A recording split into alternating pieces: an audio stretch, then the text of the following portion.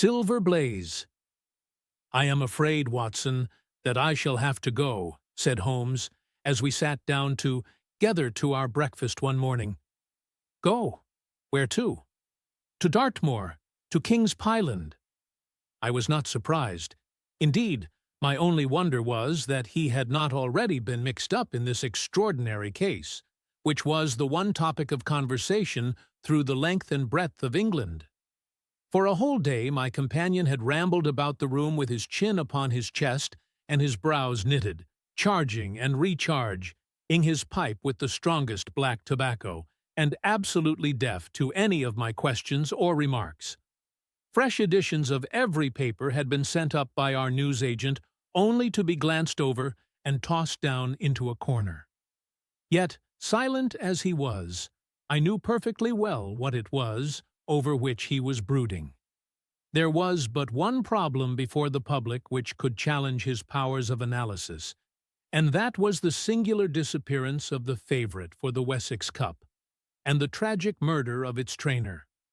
When, therefore, he suddenly announced his intention of setting out for the scene of the drama, it was only what I had both expected and hoped for. "I should be most happy to go down with you if I should not be in the way," said I.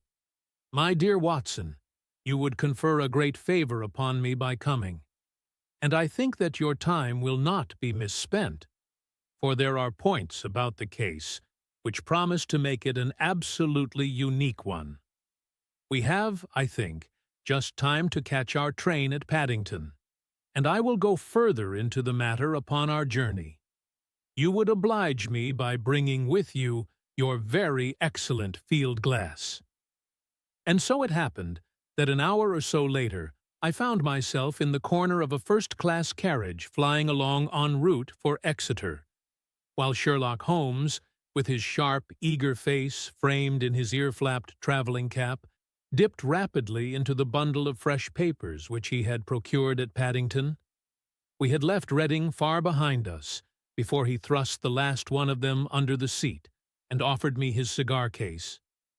"We are going well," said he, looking out the window and glancing at his watch. "Our rate at present is 53.5 miles an hour." "I have not observed the quarter-mile posts," said I. "Nor have I. But the telegraph posts upon this line are 60 yards apart, and the calculation is a simple one. I presume that you have looked into this matter of the murder of John Straker and the disappearance of Silver Blaze?" "I have seen what the Telegraph and the Chronicle have to say. It is one of those cases where the art of the reasoner should be used rather for the sifting of details than for the acquiring of fresh evidence. The tragedy has been so uncommon, so complete, and of such personal importance to so many people, that we are suffering from a plethora of surmise, conjecture, and hypothesis. The difficulty is to detach the framework of fact, of absolute, undeniable fact, from the embellishments of theorists and reporters. Then, having established ourselves upon this sound basis, it is our duty to see what inferences may be drawn, and what are the special points upon which the whole mystery turns. On Tuesday evening, I received telegrams from both Colonel Ross, the owner of the horse, and from Inspector Gregory, who is looking after the case, inviting my cooperation. "Tuesday evening!" I exclaimed. "And this is Thursday morning. Why didn't you go down yesterday?" "Because I made a blunder, my dear Watson, which is, I am afraid, a more common occurrence than anyone would think who only knew me through your memoirs.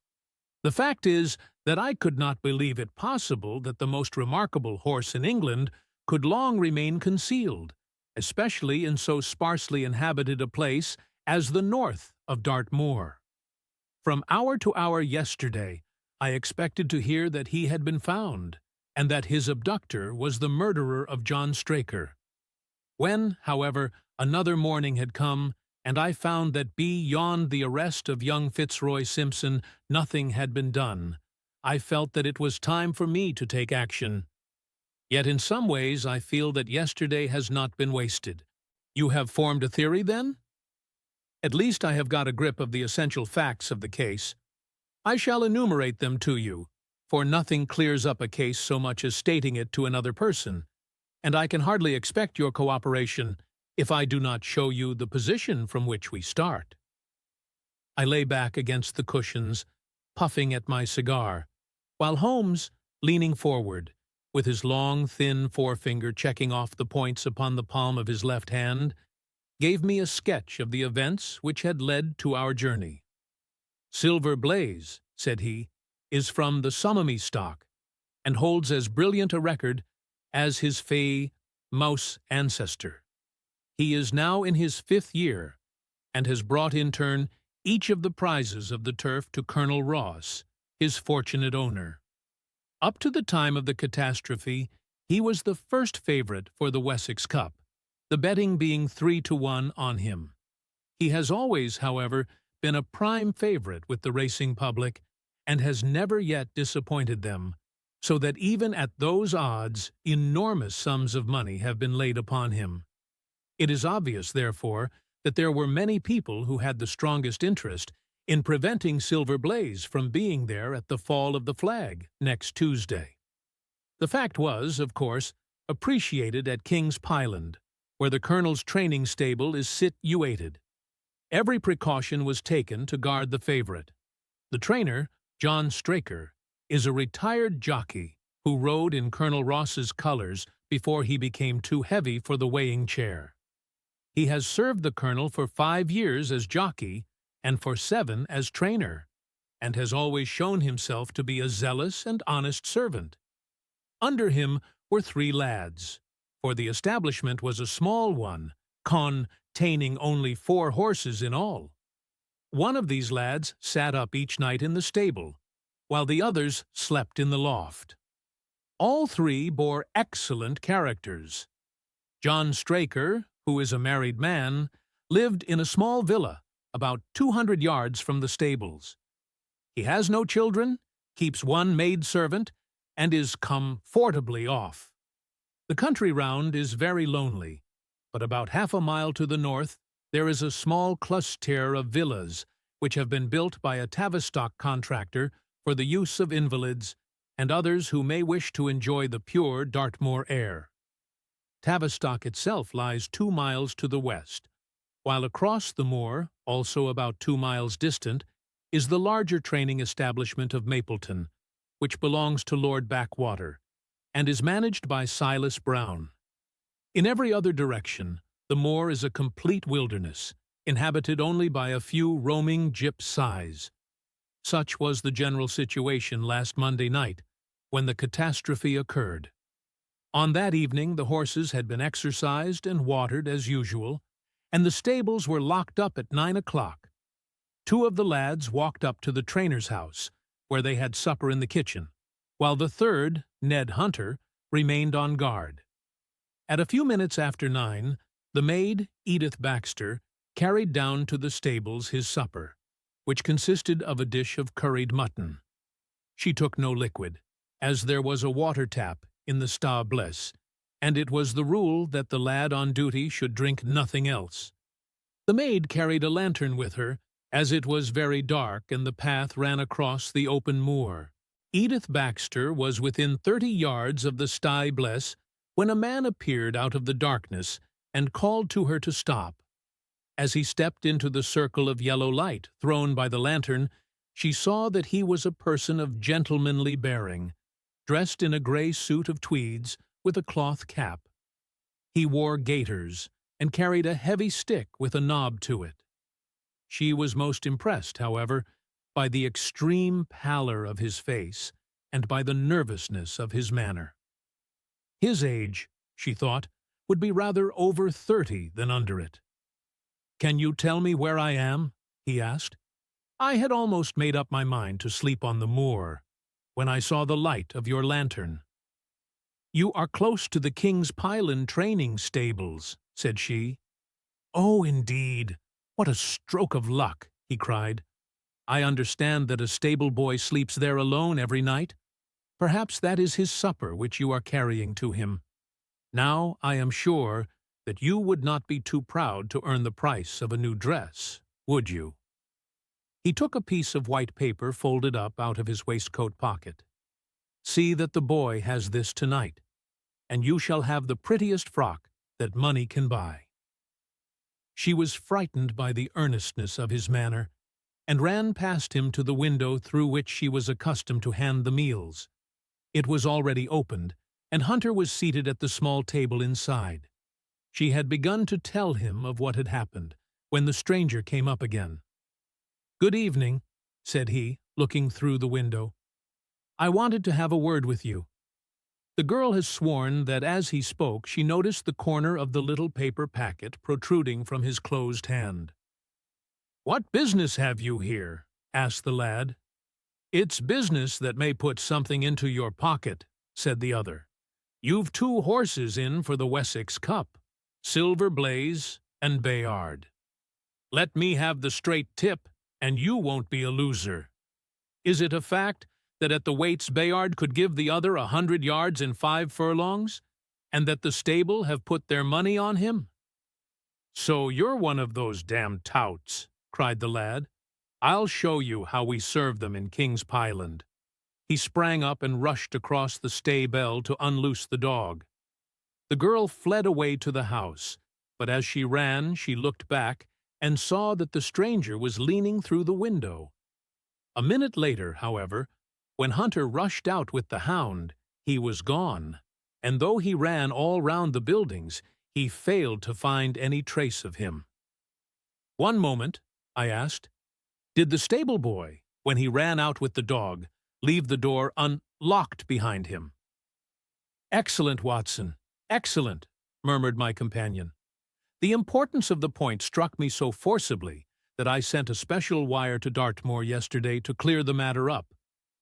The boy locked the door before he left it. The window, I may add, was not large enough for a man to get through. Hunter waited until his fellow grooms had returned, when he sent a message to the trainer and told him what had occurred.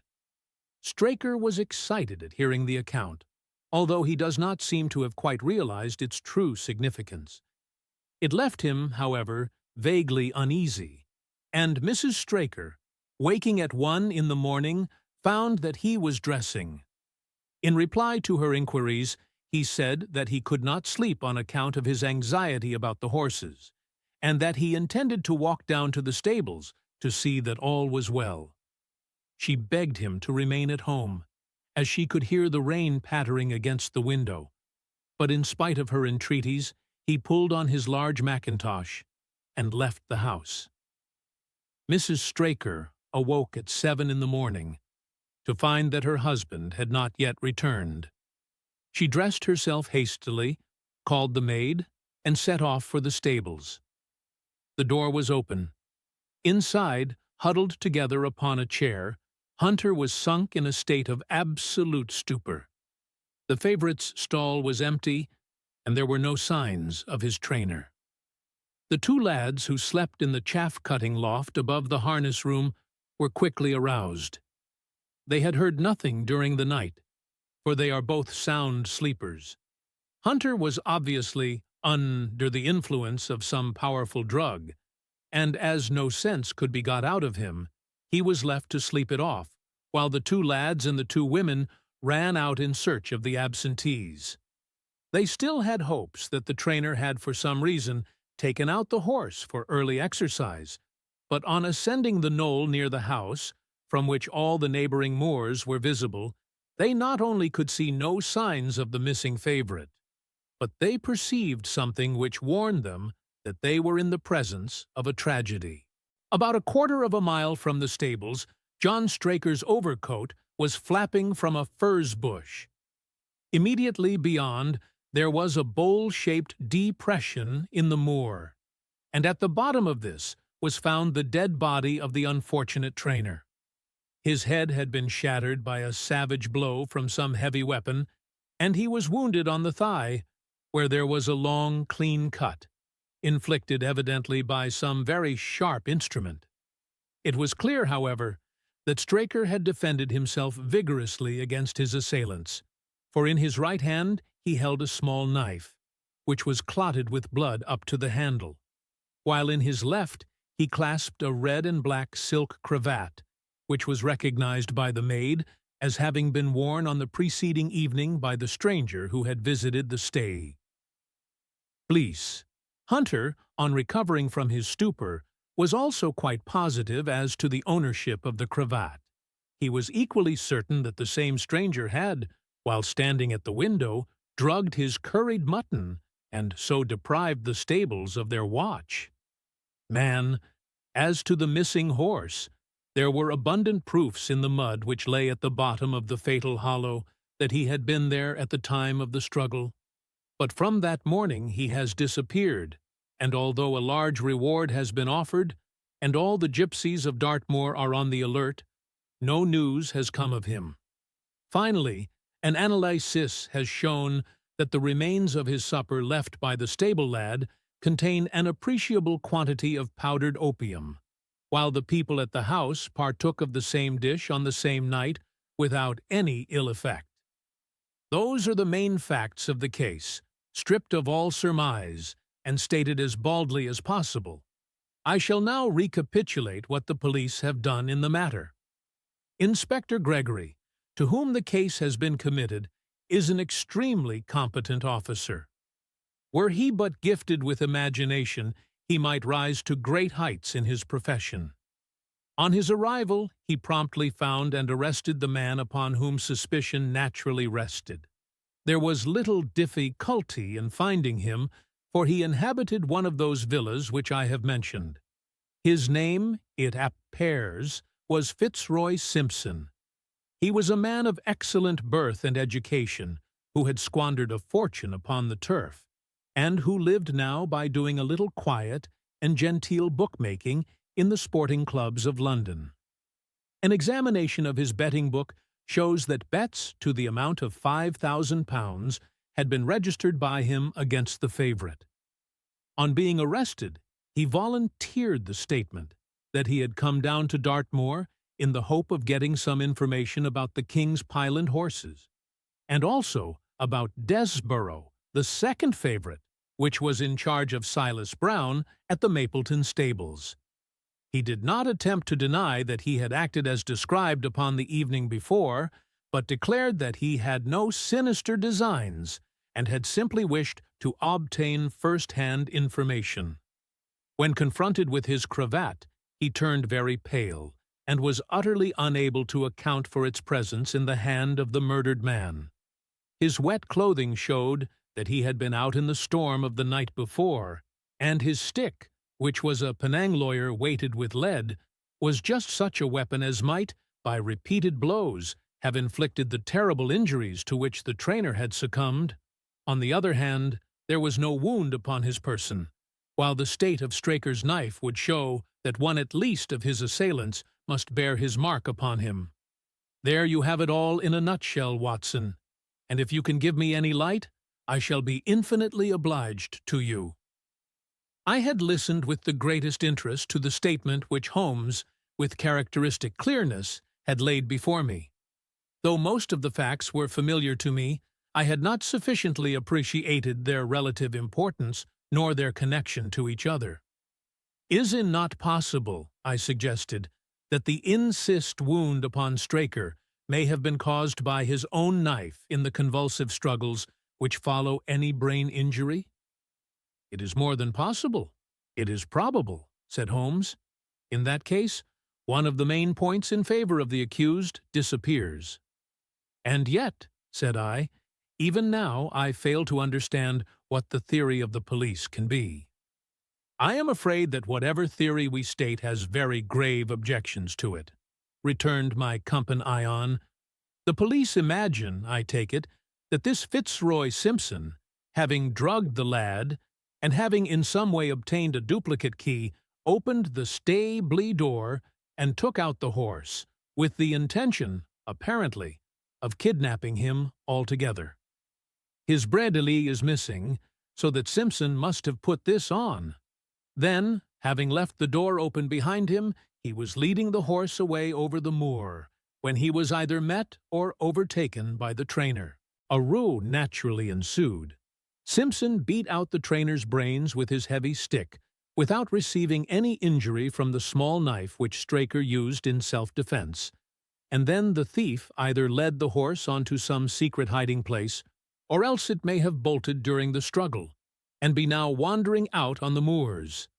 That is the case as it appears to the police, and improbable as it is, all other explanations are more improbable still.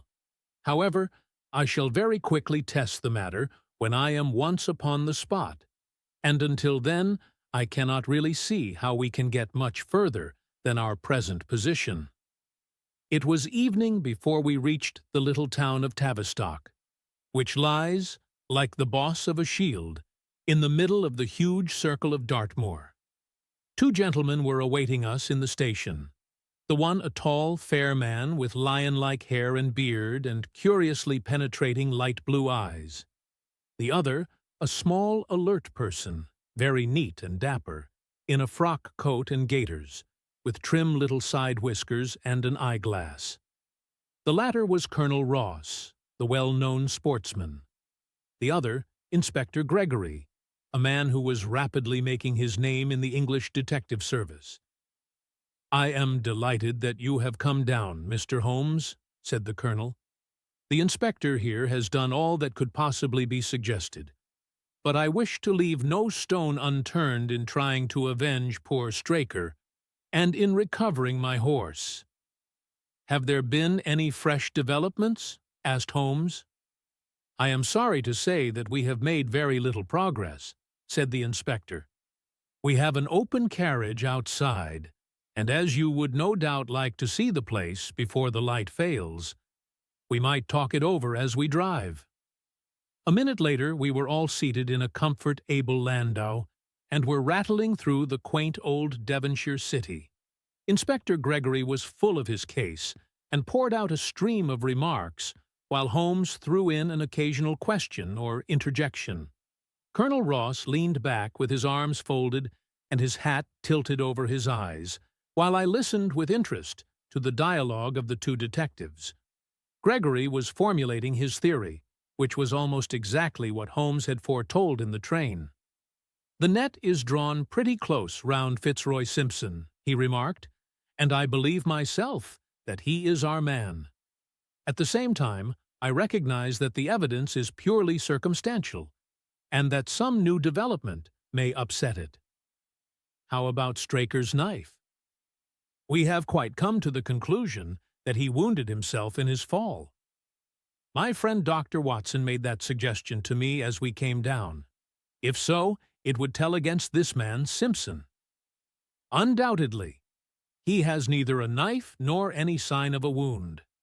The evidence against him is certainly very strong. He had a great interest in the disappearance of the favorite. He lies under suspicion of having poisoned the stable boy. He was undoubtedly out in the storm. He was armed with a heavy stick, and his cravat was found in the dead man's hand. I really think we have enough to go before a jury." Holmes shook his head. "A clever counsel would tear it all to rags," said he. "Why should he take the horse out of the stable? If he wished to injure it, why could he not do it there? Has a duplicate key been found in his possession? What chemist sold him the powdered opium? Above all, where could he, a stranger to the district, hide a horse, and such a horse as this? What is his own explanation as to the paper which he wished the maid to give to the stable boy? He says that it was a 10-pound note. One was found in his purse. But your other difficulties are not so formidable as they seem. He is not a stranger to the district. He has twice lodged at Tavistock in the summer. The opium was probably brought from London. The key, having served its purpose, would be hurled away. The horse may be at the bottom of one of the pits or old mines upon the moor. What does he say about the cravat? He acknowledges that it is his, and declares that he had lost it. But a new element has been introduced into the case, which may account for his leading the horse from the stable." Holmes pricked up his ears. We have found traces which show that a party of gypsies encamped on Monday night within a mile of the spot where the murder took place. On Tuesday, they were gone. Now, presuming that there was some understanding between Simpson and these gypsies, might he not have been leading the horse to them when he was overtaken? And may they not have him now? It is certainly possible. The moor is being scoured for these gypsies. I have also examined every stable and outhouse in Tavistock, and for a radius of 10 miles. There is another training stable quite close, I understand? Yes, and that is a factor which we must certainly not neglect. As Desborough, their horse, was second in the betting, they had an interest in the disappearance of the favorite. Silas Brown, the trainer, is known to have had large bets upon the event, and he was no friend to poor Straker. We have, however, examined the stables, and there is nothing to connect him with the affair. And nothing to connect this man Simpson with the interests of the Mapleton stables. Nothing at all. Holmes leaned back in the carriage, and the conversation ceased. A few minutes later, our driver pulled up at a neat little red brick villa with overhanging eaves which stood by the road. Some distance off, across a paddock, lay a long gray-tiled outbuilding. In every other direction, the low curves of the moor, bronze-colored from the fading ferns, stretched away to the skyline, broken only by the steeples of Tavistock, and by a cluster of houses away to the westward, which marked the Mapleton stables. We all sprang out with the acceptation of Holmes, who continued to lean back with his eyes fixed upon the sky in front of him, entirely absorbed in his own thoughts. It was only when I touched his arm that he roused himself with a violent start and stepped out of the carriage. "Excuse me," said he, turning to Colonel Ross, who had looked at him in some surprise. "I was daydreaming." There was a gleam in his eyes and a suppressed excitement in his manner which convinced me, used as I was to his ways, that his hand was upon a clue, though I could not imagine where he had found it. "Perhaps you would prefer at once to go on to the scene of the crime, Mr. Holmes?" said Gregory. "I think that I should prefer to stay here a little and go into one or two questions of detail. Straker was brought back here, I presume?" "Yes, he lies upstairs. The inquest is to-morrow." "He has been in your service some years, Colonel Ross?" "I have always found him an excellent servant." "I presume that you made an inventory of what he had in his pockets at the time of his death, Inspector?" "I have the things themselves in the sitting-room, if you would care to see them." "I should be very glad." We all filed into the front room and sat round the central table, while the inspector unlocked a square tin box and laid a small heap of things before us. There was a box of Vestas, 2 inches of tallow candle, an ADP briar root pipe, a pouch of sealskin with half an ounce of long-cut Cavendish, a silver watch with a gold chain, 5 sovereigns in gold, an aluminum pencil case, a few papers, and an ivory-handled knife with a very delicate, inflexible blade marked Weiss and Company, London. "This is a very singular knife," said Holmes, lifting it up and examining it minutely. "I presume, as I see bloodstains upon it, that it is the one which was found in the dead man's grasp. Watson, this knife is surely in your line?" "It is what we call a cataract knife," said I. "I thought so. A very delicate blade devised for very delicate work. A strange thing for a man to carry with him upon a rough expedition, especially as it would not shut in his pocket." "The tip was guarded by a disc of cork which we found beside his body," said the inspector. "His wife tells us that the knife had lain upon the dressing-table, and that he had picked it up as he left the room. It was a poor weapon, but perhaps the best that he could lay his hands on at the moment." "Very possible. How about these papers?" 3 of them are receipted hay dealers' accounts. One of them is a letter of instructions from Colonel Ross. This other is a milliner's account for £37.15, made out by Madame Le Sourier of Bond Street to William Derbyshire. Mrs. Straker tells us that Derbyshire was a friend of her husband's, and that occasionally his letters were addressed here. Madame Derbyshire had somewhat expensive tastes, remarked Holmes, glancing down the AC count. 22 guineas is rather heavy for a single costume. However, there appears to be nothing more to learn, and we may now go down to the scene of the crime. As we emerged from the sitting-room, a woman, who had been waiting in the passage, took a step forward and laid her hand upon the inspector's sleeve. Her face was haggard and thin and eager, stamped with the print of a recent horror. "Have you got them? Have you found them?" she panted. "No, Mrs. Straker. But Mr. Holmes here has come from London to help us, and we shall do all that is possible." "Surely I met you in Plymouth at a garden party some little time ago, Mrs. Straker," said Holmes. "No, sir. You are mistaken." "Dear me! Why, I could have sworn to it. You wore a costume of dove-colored silk with ostrich feather trimming." "I never had such a dress, sir," answered the lady. "Ah, that quite settles it," said Holmes, and with an apology he followed the inspector outside. A short walk across the moor took us to the hollow in which the body had been found. At the brink of it was the furze bush upon which the coat had been hung. "There was no wind that night, I understand," said Holmes. "None, but very heavy rain. In that case the overcoat was not blown against the furze bush, but placed there. Yes, it was laid across the bush. You fill me with interest.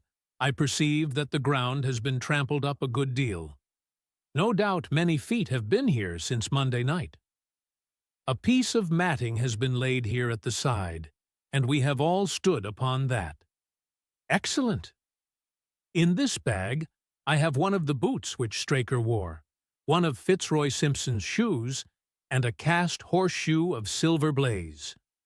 My dear Inspector, you surpass yourself."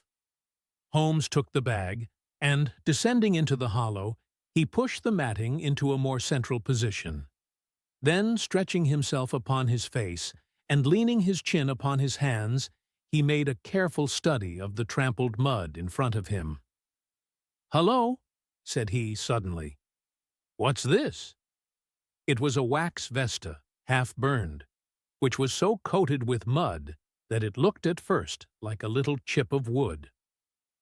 "I cannot think how I came to overlook it," said the inspector, with an expression of annoyance. "It was invisible, buried in the mud. I only saw it because I was looking for it." "What? You expected to find it?" "I thought it not unlikely." He took the boots from the bag and compared the impressions of each of them with marks upon the ground. Then he clambered up to the rim of the hollow and crawled about among the ferns and bushes. "I am afraid that there are no more tracks," said the inspector. "I have examined the ground very carefully for 100 yards in each direction." "Indeed," said Holmes, rising. "I should not have the impertinence to do it again after what you say. But I should like to take a little walk over the moor before it grows dark, that I may know my ground tomorrow, and I think that I shall put this horseshoe into my pocket for luck." Colonel Ross, who had shown some signs of impatience at my companion's quiet and systematic method of work, glanced at his watch. "I wish you would come back with me, Inspector," said he. "There are several points on which I should like your advice, and especially as to whether we do not owe it to the public to remove our horse's name from the entries for the cup." "Certainly not," cried Holmes with decision. "I should let the name stand." The colonel bowed. "I am very glad to have had your opinion, sir," said he. "You will find us at poor Straker's house when you have finished your walk, and we can drive together into Tavistock." He turned back with the inspector, while Holmes and I walked slowly across the moor. The sun was beginning to sink behind the stables of Mapleton, and the long, sloping plain in front of us was tinged with gold, deepening into rich, ruddy browns where the faded ferns and brambles caught the evening light. But the glories of the landscape were all wasted upon my companion, who was sunk in the deepest thought. "It's this way, Watson," said he at last. "We may leave the question of who killed John Straker for the instant, and confine ourselves to finding out what has become of the horse. Now, supposing that he broke away during or after the tragedy, where could he have gone to? The horse is a very gregarious creature. If left to himself, his instincts would have been either to return to King's Pyland or go over to Mapleton. Why should he run wild upon the moor? He would surely have been seen by now. And why should gypsies kidnap him? These poupelles always clear out when they hear of trouble, for they do not wish to be pestered by the police. They could not hope to sell such a horse. They would run a great risk and gain nothing by taking him. Surely that is clear. Where is he, then? I have already said that he must have gone to King's Pyland or to Mapleton. He is not at King's Pyland. Therefore, he is at Mapleton. Let us take that as a working hypothesis and see what it leads us to. This part of the moor, as the inspector remarked, is very hard and dry, but it falls away towards Mapleton, and you can see from here that there is a long hollow over yonder, which must have been very wet on Monday night. If our supposition is correct, then the horse must have crossed that, and there is the point where we should look for his tracks. We had been walking briskly during this conversation, and a few more minutes brought us to the hollow in question. At Holmes's request, I walked down the bank to the right, and he to the left, but I had not taken 50 paces before I heard him give a shout, and saw him waving his hand to me. The track of a horse was plainly outlined in the soft earth in front of him, and the shoe which he took from his pocket exactly fitted the impression. "See the value of imagination," said Holmes. "It is the one quality which Gregory lacks. We imagined what might have happened, acted upon the supposition, and find ourselves justified. Let us proceed." We crossed the marshy bottom and passed over a quarter of a mile of dry, hard turf. Again the ground sloped, and again we came on the tracks. Then we lost them for half a mile, but only to pick them up once more quite close to Mapleton. It was Holmes who saw them first, and he stood pointing with a look of triumph upon his face. A man's track was visible beside the horse's. "The horse was alone before," I cried. "Quite so. It was alone before. Hullo, what is this?" The double track turned sharp off and took the direction of King's Pyland. Holmes whistled, and we both followed along after it. His eyes were on the trail, but I happened to look a little to one side and saw to my surprise the same tracks coming back again in the opposite direction. "One for you, Watson," said Holmes when I pointed it out.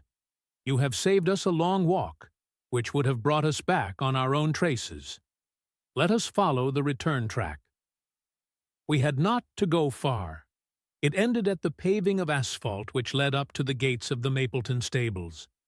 As we approached, a groom ran out from them. "We don't want any loiterers about here," said he. "I only wish to ask a question," said Holmes, with his finger and thumb in his waistcoat pocket. "Should I be too early to see your master, Mr. Silas Brown, if I were to call at 5 o'clock tomorrow morning?" "Bless you, sir. If anyone is about, he will be, for he is always the first stirring. But here he is, sir, to answer your questions for himself." "No, sir, no. It is as much as my place is worth to let him see me touch your money. Afterwards, if you like." As Sherlock Holmes replaced the half-crown which he had drawn from his pocket, a fierce-looking elderly man strode out from the gate with a hunting crop swinging in his hand.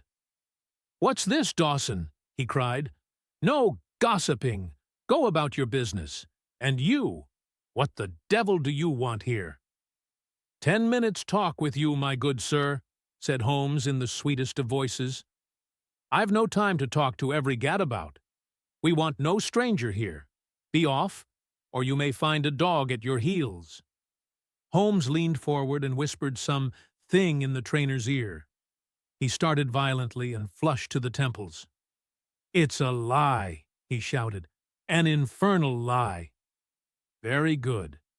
Shall we argue about it here in public, or talk it over in your parlor?" "Oh, come in if you wish to." Holmes smiled. "I shall not keep you more than a few minutes, Watson," said he. "Now, Mr. Brown, I am quite at your disposal."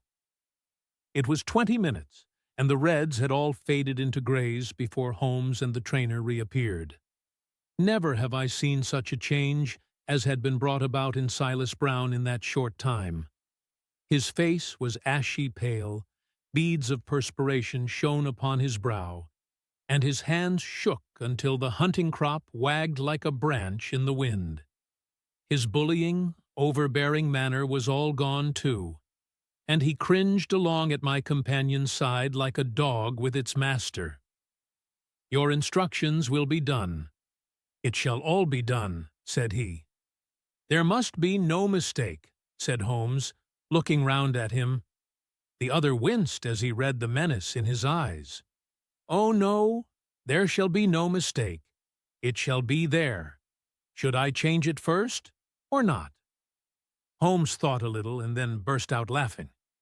"No, don't," said he. "I shall write to you about it. No tricks now, or— Oh, you can trust me. You can trust me." "Yes, I think I can." "Well, you shall hear from me tomorrow." He turned upon his heel, disregarding the trembling hand which the other held out to him, and we set off for King's Pyland. A more perfect compound of the bully, coward, and sneak than Master Silas Brown I have seldom met with, remarked Holmes as we trudged along together. "He has the horse, then?" He tried to bluster out of it, but I described to him so exactly what his actions had been upon that morning that he is convinced that I was watching him. Of course, you observed the peculiarly square toes in the impressions, and that his own boots exactly corresponded to them. Again, of course, no subordinate would have dared to do such a thing.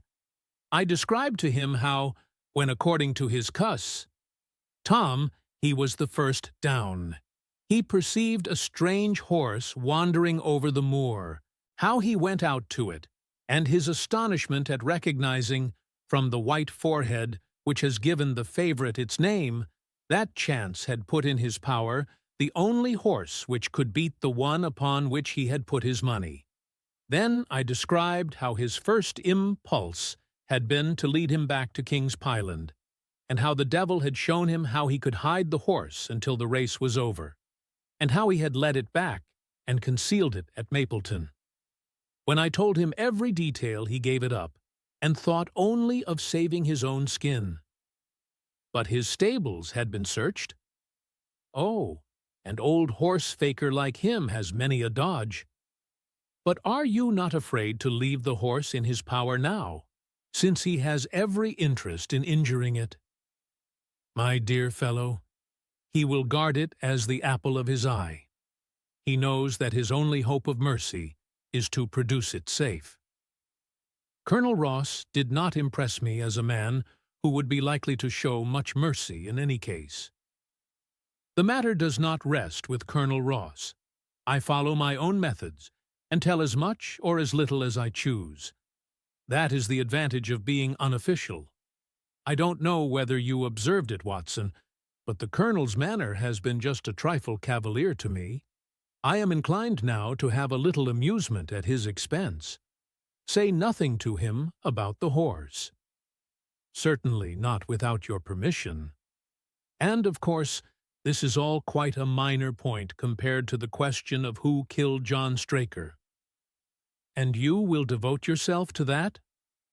On the contrary, we both go back to London by the night train. I was thunderstruck by my friend's words. We had only been a few hours in Devonshire, and that he should give up an investigation which he had begun so brilliantly was quite incomprehensible to me. Not a word more could I draw from him until we were back at the trainer's house. The colonel and the inspector were awaiting us in the parlor. My friend and I returned to town by the night express, said Holmes. We have had a charming little breath of your beautiful Dartmoor air. The inspector opened his eyes, and the colonel's lip curled in a sneer. So you despair of arresting the murderer of poor Straker, said he. Holmes shrugged his shoulders. There are certainly grave difficulties in the way, said he. I have every hope, however, that your horse will start upon Tuesday, and I beg that you will have your jockey in readiness. Might I ask for a photograph of Mr. John Straker? The inspector took one from an envelope and handed it to him. My dear Gregory, you anticipate all my wants. If I might ask you to wait here for an instant, I have a question which I should like to put to the maid. I must say that I am rather disappointed in our London consultant, said Colonel Ross bluntly, as my friend left the room. I do not see that we are any further than when he came. At least you have his assurance that your horse will run, said I. Yes, I have his assurance, said the colonel with a shrug of his shoulders. I should prefer to have the horse. I was about to make some reply in defense of my friend, when he entered the room again. Now, gentlemen, said he, I am quite ready for Tavistock. As we stepped into the carriage, one of the stable lads held the door open for us. A sudden idea seemed to occur to Holmes, for he leaned forward and touched the lad upon the sleeve. You have a few sheep in the paddock, he said. Who attends to them? I do, sir. Have you noticed anything amiss with them of late? Well, sir, not of much account, but 3 of them have gone lame, sir. I could see that Holmes was extremely pleased, for he chuckled and rubbed his hands together. A long shot, Watson, a very long shot, said he, pinching my arm. Gregory, let me recommend to your attention this singular epidemic among the sheep. Drive on, coachman. Colonel Ross still wore an expression which showed the poor opinion which he had formed of my companion's ability, but I saw by the inspector's face that his attention had been keenly aroused. You consider that to be important? He asked. Exceedingly so. Is there any point to which you would wish to draw my attention?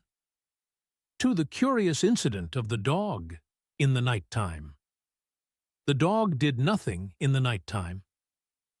That was the curious incident, remarked Sherlock Holmes. 4 days later, Holmes and I were again in the train, bound for Winchester to see the race for the Wessex Cup. Colonel Ross met us by appointment outside the station, and we drove in his drag to the course beyond the town. His face was grave, and his manner was cold in the extreme.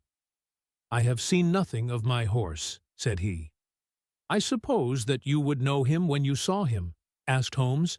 The colonel was very angry. I have been on the turf for 20 years, and never was asked such a question as that before, said he. A child would know Silver Blaze, with his white forehead and his mottled off foreleg. How is the betting? Well, that is the curious part of it. You could have got 15-1 yesterday, but the price has become shorter and shorter, until you can hardly get 3-1 now. Said Holmes. Somebody knows something, that is clear. As the drag drew up in the enclosure near the grand stand, I glanced at the card to see the entries. Undru, Mr. Heath Newton's the Negro, red cap, cinnamon jacket. 2. Colonel Wardlaw's pugilist, pink cap, blue and black jacket. 3. Lord Backwater's Desborough, yellow cap and sleeves. 4. Colonel Ross's Silver Blaze, black cap, red jacket. 5th Duke of Balmoral's Iris, yellow and black stripes. 6th Lord Singleford's Rasper, purple cap, black sleeves. We scratched our other one and put all hopes on your word, said the colonel. Why, what is that? Silver Blaze favorite. 5-4 against Silver Blaze, roared the ring. 5-4 against Silver Blaze, 5-15 against Desborough, 5-4 on the field. There are the numbers up, I cried. They are all 6 there.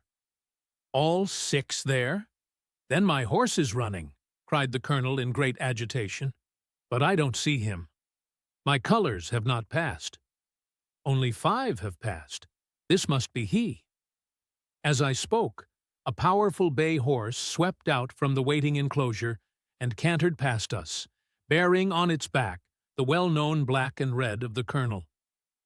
"That's not my horse," cried the owner. "That beast has not a white hair upon its body. What is this that you have done, Mr. Holmes?" "Well, well, let us see how he gets on," said my friend imperturbably. For a few minutes he gazed through my field-glass. "Capital! An excellent start!" he cried suddenly. "There they are, coming round the curve." From our drag we had a superb view as they came up the straight. The 6 horses were so close together that a carpet could have covered them, but halfway up the yellow of the Mapleton stable showed to the front. Before they reached us, however, Desborough's bolt was shot, and the colonel's horse, coming away with a rush, passed the post a good 6 lengths before its rival, the Duke of Balmoral's Iris, making a bad third. "It's my race, anyhow," gasped the colonel, passing his hand over his eyes. "I confess that I can make neither head nor tail of it. Don't you think that you have kept up your mystery long enough, Mr. Holmes?" "Certainly, Colonel. You shall know everything. Let us all go round and have a look at the horse together. Here he is," he continued, as we made our way into the weighing enclosure, where only owners and their friends find admittance. "You have only to wash his face and his leg in spirits of wine, and you will find that he is the same old Silver Blaze as ever. You take my breath away. I found him in the hands of a faker, and took the liberty of running him just as he was sent over. My dear sir, you have done wonders. The horse looks very fit and well. It never went better in its life. I owe you 1,000 apologies for having doubted your ability. You have done me a great service by recovering my horse. You would do me a greater still if you could lay your hands on the murderer of John Straker." "I have done so," said Holmes quietly. The colonel and I stared at him in amazement. "You have got him. Where is he, then?" "He is here." "Here? Where?" "In my company, at the present moment." The colonel flushed angrily. "I quite recognize that I am under obligations to you, Mr. Holmes," said he, "but I must regard what you have just said as either a very bad joke or an insult." Sherlock Holmes laughed. "I assure you that I have not associated you with the crime, Colonel," said he. "The real murderer is standing immediately behind you." He stepped past and laid his hand upon the glossy neck of the thoroughbred. "The horse!" cried both the colonel and myself. "Yes, the horse. And it may lessen his guilt if I say that it was done in self-defense, and that John Straker was a man who was entirely unworthy of your confidence. But there goes the bell, and as I stand to win a little on this next race, I shall defer a lengthy explanation until a more fitting time. We had the corner of a Pullman car to ourselves that evening as we whirled back to London, and I fancy that the journey was a short one to Colonel Ross, as well as to myself, as we listened to our companion's narrative of the events which had occurred at the Dartmoor training stables upon the Monday night, and the means by which he had unravelled them. "I confess," said he, "that any theories which I had formed from the newspaper reports were entirely erroneous, and yet there were indications there, had they not been overlaid by other details which concealed their true import.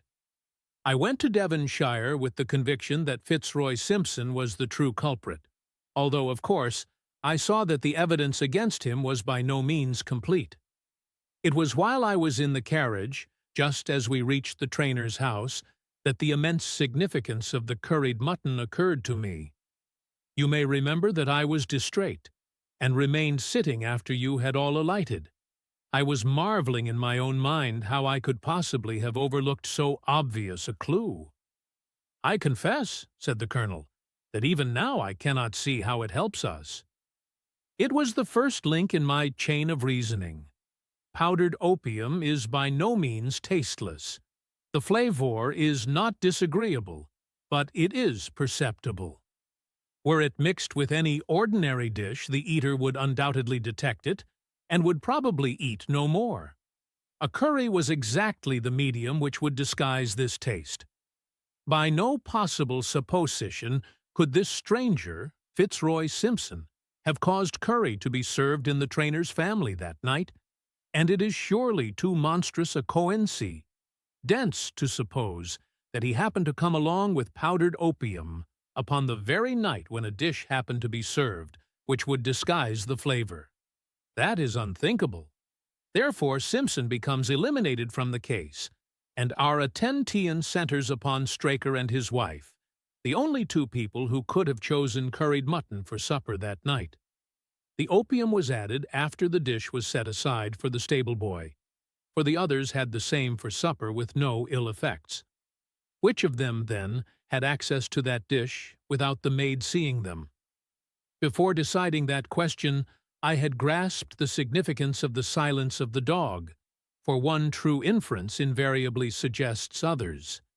The Simpson incident had shown me that a dog was kept in the stables, and yet, though someone had been in and had fetched out a horse, he had not barked enough to arouse the two lads in the loft. Obvi. Owsley, the midnight visitor, was someone whom the dog knew well. I was already convinced, or almost convinced, that John Straker went down to the stables in the dead of the night and took out Silver Blaze. For what purpose? For a dishonest one, obviously. Or why should he drug his own stable boy? And yet I was at a loss to know why. There have been cases before now where trainers have made sure of great sums of money by laying against their own horses, through agents, and then preventing them from winning by fraud. Sometimes it is a pulling jockey. Sometimes it is some surer and subtler means. What was it here? I hoped that the contents of his pockets might help me to form a conclusion. And they did so. You cannot have forgotten the singular knife which was found in the dead man's hand, a knife which certainly no sane man would choose for a weapon. It was, as Dr. Watt Sun told us, a form of knife which is used for the most delicate operations known in surgery, and it was to be used for a delicate operation that night. You must know, with your wide experience of turf matters, Colonel Ross, that it is possible to make a slight nick upon the tendons of a horse's ham, and to do it subcutaneously, so as to leave absolutely no trace. A horse so treated would develop a slight lameness, which would be put down to a strain in exercise or a touch of rheumatism, but never to foul play. "Villain! Scoundrel!" cried the colonel. "We have here the explanation of why John Straker wished to take the horse out onto the moor. So spirited a creature would have certainly roused the soundest of sleepers when it felt the prick of the knife. It was absolutely necessary to do it in the open air." "I have been blind," cried the colonel. "Of course that was why he needed the candle and struck the match." "Undoubtedly. But in examining his belongings, I was fortunate enough to discover not only the method of the crime, but even its motives. As a man of the world, Colonel, you know that men do not carry other people's bills about in their pockets. We have most of us quite enough to do to settle our own. I at once concluded that Straker was leading a double life, and keeping a second establishment. The nature of the bill showed that there was a lady in the case, and one who had expensive tastes. Liberal as you are with your servants, one can hardly expect that they can buy 20-guinea walking dresses for their ladies. I questioned Mrs. Straker as to the dress without her knowing it, and having satisfied myself that it had never reached her, I made a note of the milliner's address, and felt that by calling there with Straker's photograph, I could easily dispose of the mythical Derbyshire. From that time on, all was plain. Straker had led out the horse to a hollow where his light would be invisible. Simpson in his flight had dropped his cravat, and Straker had picked it up, with some idea, perhaps, that he might use it in securing the horse's leg. Once in the hollow, he had got behind the horse and had struck a light. But the creature, frightened at the sudden glare, and with the strange instinct of animals feeling that some mischief was intended, had lashed out, and the steel shoe had struck Straker full on the forehead. He had already, in spite of the rain, taken off his overcoat in order to do his delicate task, and so, as he fell, his knife gashed his thigh. Do I make it clear? "Wonderful!" cried the colonel. "Wonderful! You might have been there." My final shot was, I confess, a very long one. It struck me that so astute a man as Straker would not undertake this delicate tendon-nicking without a little practice. What could he practice on? My eyes fell upon the sheep, and I asked a question which, rather to my surprise, showed that my surmise was correct. When I returned to London, I called upon the milliner, who had recognized Straker as an excellent customer of the name of Derbyshire, who had a very dashing wife, with a strong partiality for expensive dresses. I have no doubt that this woman had plunged him over head and ears in debt, and so led him into this miserable plot. "You have explained all but one thing," cried the colonel. "Where was the horse?" "Ah, it bolted, and was cared for by one of your neighbors. We must have an amnesty in that direction, I think. This is Clapham Junction, if I am not mistaken, and we shall be in Victoria in less than 10 minutes.